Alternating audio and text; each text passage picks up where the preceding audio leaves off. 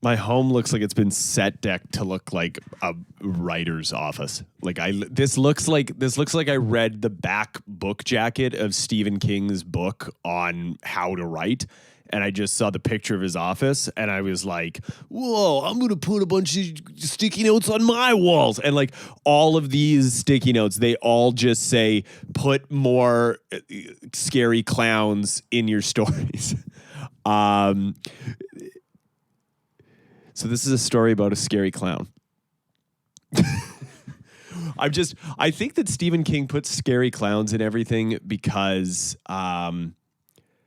he writes, like, I don't know if you know this about Stephen King. He writes 6 pages a day, every single day, which is like, 2,100 pages a year. If he's writing every day, which I don't know if he's writing 365 days a year, that would be fucking insane. But he might be. The guy, right? Every time I go to a bookstore, there's like 36 new Stephen King novels. There's somehow just every bookstore is slowly just. I'm watching The Last of Us right now, and Stephen King novels are the cordyceps of literature. They just infect an entire bookstore. And before you know it, like they talk about how Amazon is killing small bookstores. Stephen King is killing small authors. He's sucking their life force into him, and he is just generating more and more scary clown stories. And he keeps putting the Man in Black from The Stand in every single one of them. You think it's a scary clown, and then at the very end, he just takes it off, and it's Matthew McConaughey from The Dark Tower. And you're like, that's... Honestly, that movie is really bad. That's like maybe more scary than a scary clown. Now that I was going to say it's less scary, but that movie was a hard watch, so it might be more scary. But yeah, Stephen King. I love Stephen King. I read a lot of Stephen King. I read The Stand at the beginning of the pandemic, which is a novel about a pandemic that kills everyone. So I was having a good time at the beginning of the pandemic. I wasn't spiraling at all. Just reading a 1,400-page novel about the end of the world because of a pandemic. And it's like, I think it is a coronavirus. Like they wrote that in 1970 something, and it is... Aside from the fact that like not 99% of the population died from coronavirus, it's pretty bang on. Right down to the devil walking the earth and God having to send a mystical black woman down in order to save us all. Because Stephen King, love him or hate him, he loves mystical black people. I would think less so now. But like The Green Mile, that's a mystical black man. The Stand has a mystical black woman. Yeah, it's not great. It's, you know what? I don't know. I feel like authors were, okay, I was just about to defend the mystical black person trope. No. Why? Why would I do that? Why? Why would I back myself into that corner? Why would I be the white guy just going like, you know what's okay in my opinion? Any sort of trope that reduces black people into some sort of plot device. That's what I love. Honestly, I find now, like everyone's talking about all this forced diversity in Hollywood, and the only thing I'm talking about is why don't any of these black people doing magic? It's not a good soundbite. That clip of the podcast, I think, should be, that might just cut to black. That might just cut to black, mystical black, for, not okay. I apologize. That might cut to black for about 35 seconds. It's just me, like a cartoon me with a bunch of tools and a tool belt and a hard hat, like, and it's a TV with like a whole bunch of wires coming out of it. I'm like, oh, technical difficulties. Please stand by. Except it's not technical difficulties. It's just problematic talking about racial issues without any real understanding of the issue itself, with only an understanding that can be brought by privilege and an outsider's looking in perspective. And then there's just another one after that ends. It changes to a different logo where it's like doubling down. Now that is not allowed, and I will no longer do that. I did watch The Green Mile on like a second date once, and that movie's like 4 hours long, and I think it takes about 2 hours before you find out that Michael Clark Duncan's character is magic. Like it's just a kind of bummer prison movie about them. It's a kind of bummer prison movie about a Depression era prison where they're going to execute a mentally handicapped man for double homicide of small children. And that's kind of just what it is for like the full run length of a regular movie. And then here's what happens is Stephen King writes 6 pages a day, because that's another Stephen King one.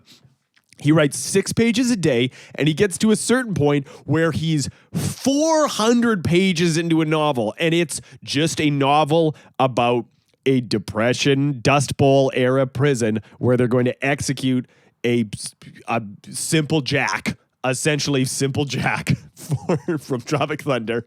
They're going to execute him for double homicide of twin children. And Stephen King goes, this movie is missing something. This book's missing something. It's kind of just a bummer. I know. What if he's magic? The Stand is the same thing. It's like several hundred pages of just a grim, realistic pandemic novel. And then he's like, and then a mystical black lady shows up. Here's the thing. I write things. Look at my set deck that proves it. I write things, and sometimes you get to a point where you get a little bit of writer's block. You don't know what to do next. And,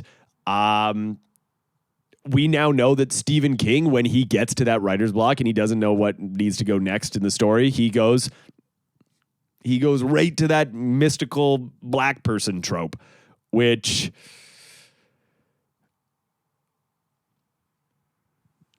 it is what it is. Do I need to defend it? No. Do I need to condemn it? No, because I don't really understand the issue that well. I read. That's why I just read like Arthur books, because like there's no problematic tropes in Arthur. That'd be a bummer if you're like, you know what? I have realized that I am ill-informed and kind of dumb, and I have no purpose. I have no business making any sort of commentary on any sort of literature of any sort of adult level. I'm just going to go back to Arthur books. And you went back to Arthur books, and it turns out that they're like really, really weirdly anti-Semitic. Like just you're reading it the whole time like, oh no, you start off so like, oh, the nostalgia of childhood. Oh, Arthur wanted to start a lemonade stand.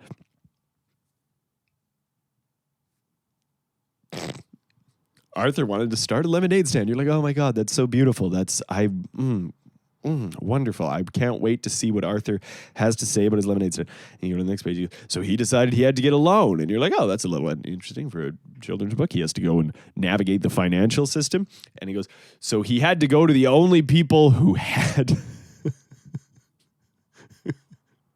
He had to go to the only people who could give loans, the people who control all the money in Arthur's town. And you're like, oh, no. And you're just turning pages like, no! There's no escape. There's no escape from the problematic. It gets you. It follows you. It's like It Follows. Problematic tropes are like the sex demon from It Follows.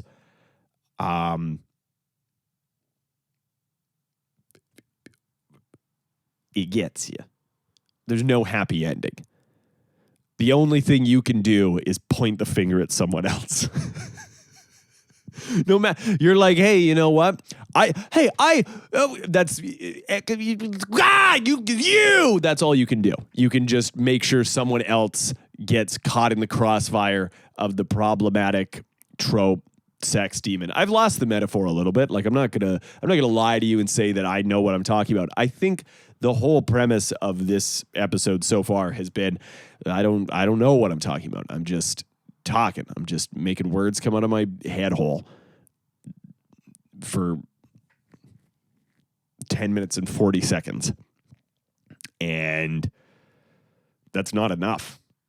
I have to do more. That's the tough thing is like, that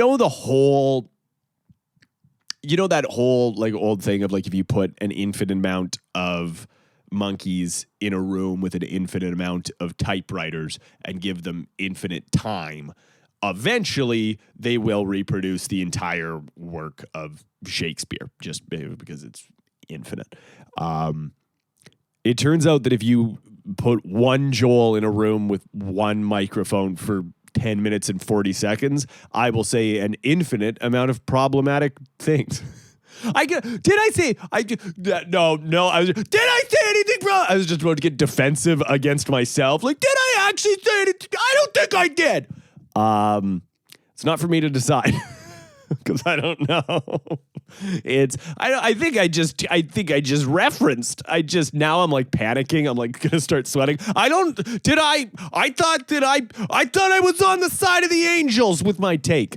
But I'm not. I'm just a man. And I'm not on the side of the angels. I'm not on the side of the devils. I'm on the side of humanity. That sounds like a poster line. Like if that was not on the poster for Keanu Reeves' Constantine movie, they fucked up. And they're making a Constantine 2. And if not on the side of the angels, not on the side of the demons, he's on the side of humanity. That's a very, like, that does not work for a movie poster in 2023 because it's corny and bad. And it makes me actively not only not want to see the movie it's advertising, it makes me want to go and like tell all my friends about how bad it is and encourage them to not see it either, which is, I don't know a lot about marketing, but I think that's kind of the opposite of what you're going for, is you don't want to have everyone going around going, hey, let's not go see Constantine 2, a sequel everyone was clamoring for.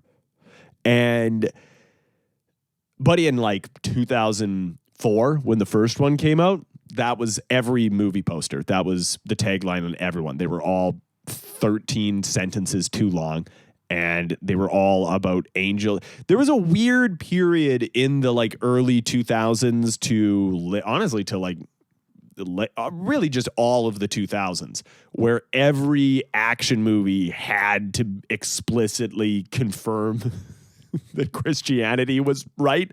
And I think it was because of 9/11. I think what happened was 9/11 happened and America needed something to believe in, and that thing was God and guns. So every movie was just like, he's the Archangel Michael, and he's here to shoot demons in the fucking face with a Sig Sauer revolver. And I went to every single one of them. I rented them all. I watched them all. And you know what? Pretty good. Hugh Jackman's Van Helsing, he literally works for the Vatican. You know who didn't work for the Vatican? Van Helsing. He was just he was a professor, I think. He was a professor, and they were like, what if he was Wolverine? And they were like, oh, you mean like, what if we got Wolverine to play him? And they're like, no. Like, what if he had no memory of who he is? And he has to figure out who he is. And he's a bad guy, but he doesn't do anything bad. He just gets in the wrong place at the wrong time. I've watched that movie maybe more. It might be the film that I've watched the most in my life is Hugh Jackman's Van Helsing. I have the audacity to call myself a film buff. I never saw Citizen Kane until 2019 because I was too busy watching Hugh Jackman's Van Helsing 2006. It's got to be over 100 times. I've seen it so many times. There's so like just I bet you without watching it for reference, if you were to give me the budget of that film adjusted for inflation, because we do have to take that into account, I bet you I could recreate the entire film shot for shot with just like by memory. A lot of you'll hear a lot of like the Gallagher brothers from Oasis talk about the first time they heard the Beatles, and they're like, oh yeah. That's their accents. Oh yeah, the first time I heard the Beatles, it was fucking absolutely blew me away. The first time I heard the Beatles, I was like, these fucking knobheads, they know how to write a fucking song. These guys are fucking edgy. And they're like, I want to hold your hand. And then they're like, that's what taught us how to fucking play our guitars and write songs. If we didn't need the Beatles, we haven't ever embarked on this creative journey. And if I never watched Hugh Jackman's Van Helsing 673 times, I'm not here. And I don't mean here doing this podcast. I mean I died. The amount of times that I've cheated death based on lessons learned in Hugh Jackman's Van Helsing. What happened was, this was maybe when I was in grade 6 or something like that. It had just come out. It was 2006. I'd watched it, and I was on my way. I had to walk home from a sleepover. I was at a sleepover, and I got scared. And so instead of just calling my parents, I decided I'm going to walk home in the dark because that makes more sense. Hey, I'm scared. Let's go out into the night, which is where all the fear lives. And so I did that. I left. I was like, bye, safe home of a friend. I'm going to go into danger. See you never again. Make sure my mom knows I love her, and make sure she uses the good photo of me on the milk cartons. But look forward to the Netflix documentary. And they're like, the what documentary? I'm like, you'll find out. And I left and I walked away, and I go out into the darkness of the night, and I just watched Hugh Jackman's Van Helsing. And it had made a big impact on me, but it had frightened me because it's got vampires, it's got Frankensteins, it's got Dr. Jekyll and Mr. Hyde. No mummy. Could have used a mummy. It's honestly a little insulting that they didn't include the mummy. I think if that movie had done better, there is a chance that it would have crossed over with Brendan Fraser's The Mummy, and that chance is 100%. Regardless, I go into the darkness, and this is the darkness of childhood. So every sound is terrifying. There's just oh, it's just an owl. Oh, sounds. Something's gonna. Oh my god!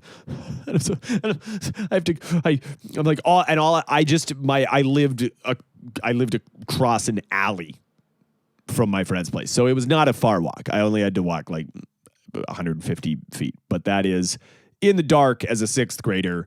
Might as well be a marathon. It's way too long, and I'm like, okay, Joel, you do it. And as I'm looking at this alleyway, it just stretches out in front of me like it's a vertigo shot, just getting longer and longer and longer. And I'm like, oh no, I'm gonna die here.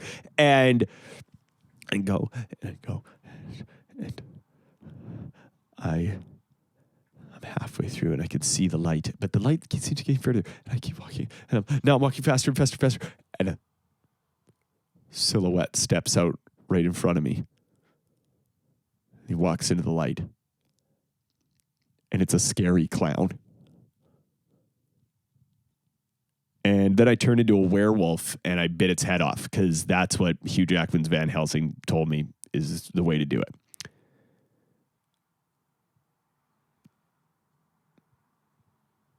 Stephen King has his go-tos. I have mine.